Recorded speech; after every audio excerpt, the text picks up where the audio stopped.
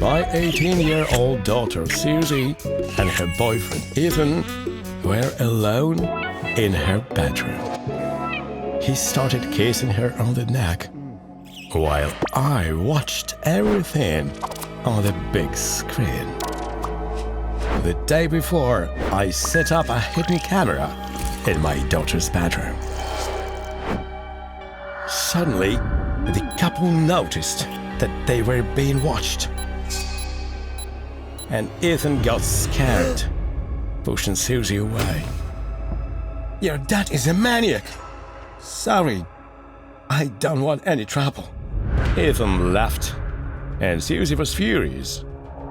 She broke into my room to sort things out. What kind of creepy stuff is this? Get that camera out of my room! However, I immediately shut her up. As her only parent, I was the one making the decision there. It's for your own safety. I was sure that Susie would understand, but just a few minutes later, she appeared holding a suitcase. You're scaring me, which is why I'm moving out. Explain yourself. You explain yourself. What's going on?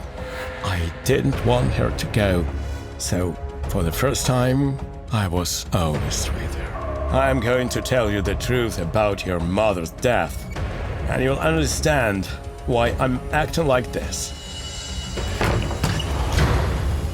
All my life, I had been lying to my daughter, having her believe that her mother was sick. Actually, she was killed, and I was the one to blame.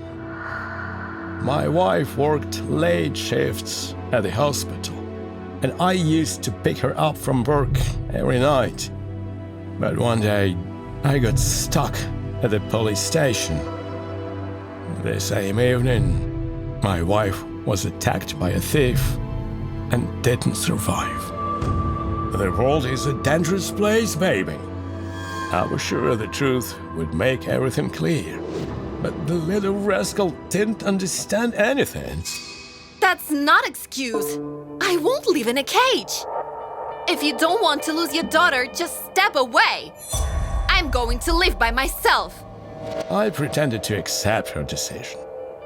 However, I kept controlling her every step at a distance. I found out that she landed a job as a waitress at a restaurant and rented a small room. Susie worked hard and would often stay late at work. I couldn't let my daughter walk back home alone at night, so I would wait for her at the restaurant. One day, Susie spotted me and was furious, threatening to cut all ties with me for good. Don't come near me. I can do without you. In tears, Susie ran into a dark alley. After a couple of blocks, she stopped to catch her breath when suddenly she heard footsteps behind her. It was a man with stockings on his head.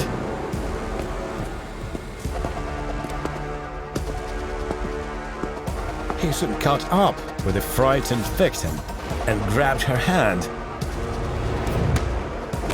But Susie was prepared and sprayed tear gas into the man's face, kicking him in the groin with all her strength. The man screamed in pain and fell to the ground. My dad is a cop. He's been teaching me how to protect myself since I was 10. You're lucky he isn't here. Susie removed the stockings covering the thief's face and froze in shock.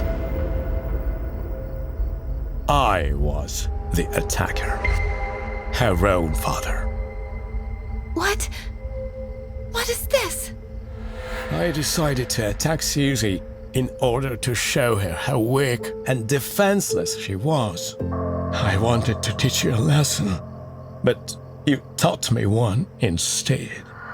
I finally realized that my daughter was able to fend for herself. I apologized to her for being overprotective, and she forgave me. Susie moved back home soon after that. I was no longer against her relationship with Ethan and never interfered with her private life ever again. We can't protect our children from every danger, but we can teach them to fend for themselves.